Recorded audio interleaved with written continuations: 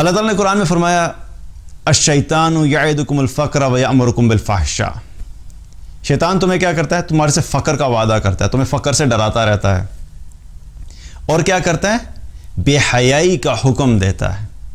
جمال الوجود بذکر الإله وتصفو الحياة بنور هدى جمال الوجود بذکر۔ اور اللہ کا جو عذاب ہے وہ دو طرح سے ہے۔ ایک عذاب وہ ہے جو آخرت میں ہونا ہے، جو کہ مرنے کے بعد جو لوگ ناکام ہو جائیں گے، جہنم میں چلے جائیں گے، ان کو عذاب دیا جائے گا۔ اور ایک عذاب کیا ہوتا ہے؟ اللہ تعالیٰ دنیا میں بھی عذاب دیتا ہے۔ کچھ ایسے گناہ ہیں جن کو ہم گناہ سمجھتے ہیں۔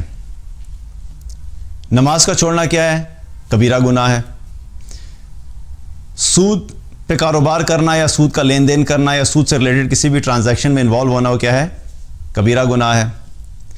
جھوٹ بولنا کبیرہ گناہ ہے۔ رشوت لینا یا دینا کبیرہ گناہ ہے۔ اب یہ بہت سارے گناہ ہیں۔ والدین کی نافرمانی کیا ہے؟ کبیرہ گناہ، یہ بھی اللہ کی نافرمانی ہے۔ لیکن دو ایسی چیزیں ہیں جن کے بارے میں یا تو ہم گناہ سمجھتے نہیں، یا ہمیں علم نہیں ہوتا کہ یہ بھی گناہ ہے، اور اگر علم ہے کہ یہ گناہ ہے تو ہم کیا سمجھتے ہیں کہ اتنا بڑا گناہ نہیں ہے، اور اس گناہ کی جو شدت ہے اور اس کا جو نقصان ہے اس کو ہم بالکل ہلکا کر کے خود بھی عمل کرتے رہتے ہیں اور دوسروں کو بھی یوں شو کرتے ہیں کہ ہے لیکن اتنا بڑا مسئلہ نہیں ہے۔ اور وہ دو گناہ کیا ہیں؟ ایک بے حیائی، دوسرا زنا۔ بے حیائی اور زنا یہ بھی کیا ہے؟ اللہ کی نافرمانی ہے۔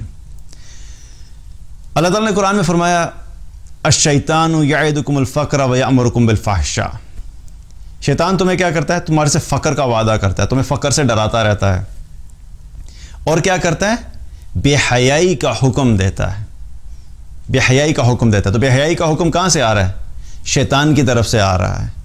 تو شیطان کی طرف سے جو چیز آ رہی ہوگی وہ کبھی اللہ کی فرما برداری ہو سکتی ہے؟ نہیں ہو سکتی۔ وہ کبھی بھی انسان کو ایسا کام کرنے کے بارے میں حکم یا ایسا کام کرنے کے بارے میں ترغیب نہیں دلاتا جو اللہ کی فرما برداری والی ہو، کیونکہ اگر انسان اللہ کی فرما برداری کرنے لگ جائے گا تو وہ تو کامیاب ہو جائے گا، اور شیطان کا ٹارگٹ کیا ہے؟ وہ ختم ہو جائے گا، کہ ٹارگٹ اس کا فیل ہو گیا اپنے ٹارگٹ میں۔ اس کا ٹارگٹ کیا ہے کہ اس نے زیادہ سے زیادہ انسانوں کو اپنے ساتھ جہنم میں لے کر جانا ہے۔ تو وہ ہمیشہ انسانوں کو ایسی چیزیں کرنے کی طرف لے کر آتا ہے جو اللہ کی نافرمانی والی ہوتی ہیں۔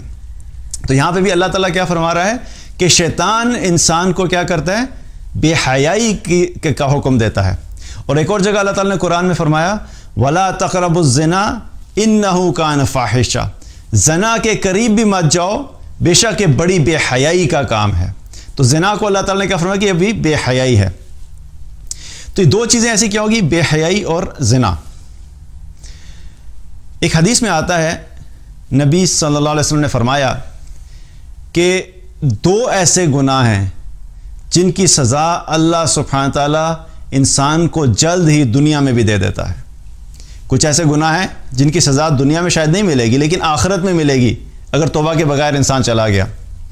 لیکن دو گناہوں کا ذکر کیا کہ دو ایسے گناہ ہیں جو شخص بھی کرتا ہے اس کو اللہ تعالیٰ دنیا میں ہی اس کی سزا دنیا میں بھی دے دیتا ہے، اور آخرت میں سزا ظاہر ہے وہ بھی ہوگی اگر اس نے توبہ نہیں کی۔ وہ دو کیا ہیں؟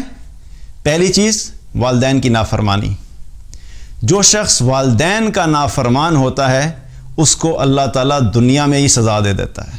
وہ دنیا میں ہی اپنے اس گناہ، اپنی اس نافرمانی کی وجہ سے وہ دیکھ لیتا ہے کہ وہ اللہ کی طرف سے اس کو سزا ملتی ہے۔ اور دوسری چیز کیا؟ زنا۔ زنا یہ ایسا گناہ ہے جس کی سزا اللہ سبحانہ تعالیٰ دنیا میں ہی دے دیتا ہے۔ اب بے حیائی اور زنا ایسی چیز ہے کہ جس کا نقصان انسان اپنی دنیا کی زندگی میں بھی دیکھ لیتا ہے۔